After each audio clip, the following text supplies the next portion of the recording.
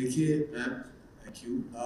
जैसे कि आप जानते हैं कि 13 अप्रैल को जलियांवाला बाग का ये जो हत्याकांड था वो तब हुआ था।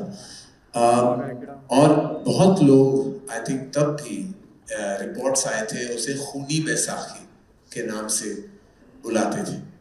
हाँ, बैसाखी सेलिब्रेशन का दिन है, लेकिन उस दिन जो हुआ था वो कोई सेलिब्रेशन नहीं था। वो दर्दनाक था, वो हत्याकांड था, वो जेनोसाइड था। और खुशी उस दिन तो कोई नहीं मनाता है, लेकिन हाँ उसके बाद सालों बाद वो दिन मनाया जाता है। लेकिन हमने जो फिल्म बनाई है वो ना खुशी का है ना गम का है। ये फिल्म गुस्से से बनी, क्योंकि वो जवाब जो हमें बहुत सदियों से नहीं मिला उनसे, वो आज तक नहीं मिला। वो माफी आज तक किसी ने नहीं मांगी। और हम इसीलिए इसी महीने ये फिल्म रिलीज करना चाहते थे, in memory of those lives that were lost, in memories to those wounds that are still raw, in memory of the sadness that engulfs Jallianwala Bagh even today. This film is not a homage, it is not an honor, it is yet a film that asks the British Empire for an apology through the brave narrative of Shankaran Nair.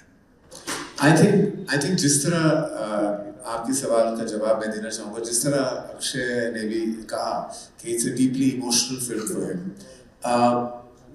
हम पंजाबी हैं, मैं भी पंजाबी हूँ। पापा partition के पहले पैदा हुए थे।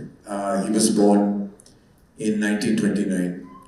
तो वो पंजाब में भी पले थे, वो लाहौर में भी पले थे, वो शिमला में उनकी पैदाइश हुई थी, फिर वो दिल्ली आए। बहुत कुछ देखा था, बहुत कुछ उन्होंने मुझे बचपन में बहुत कहानियाँ सुनाई थी। और पंजाब वैलर के बारे में बहुत सारी ऐसी कहानियाँ थी जो मुझे वो सुनाते थे, मेरी दादी मुझे सुनाती थी, माता जी बुलाता था मैं उन्हें। और ऐसी बहुत सारी कहानियाँ को सुन के मैं बड़ा हुआ।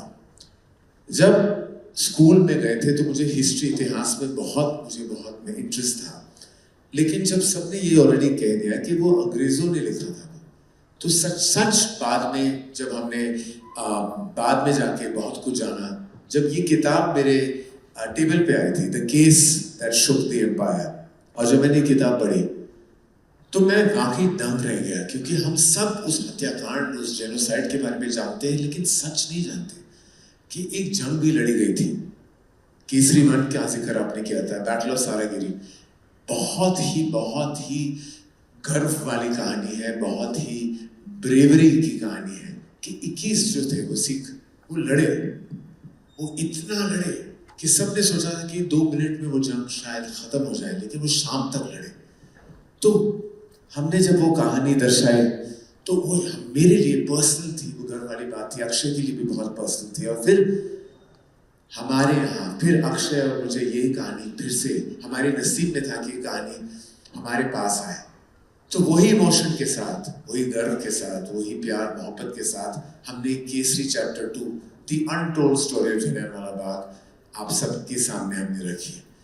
तो वो फीलिंग वही है, गर्व की, इमोशन की, और हमारी हिस्ट्री, इतिहास में डीप जाने की और जानने की कि कुछ ऐसी सच्चाइयाँ हैं, कुछ ऐसी कहानियाँ हैं जिसके बारे में शायद हम पढ़ चुके हैं लेकिन पूरी कहानी नहीं जानते।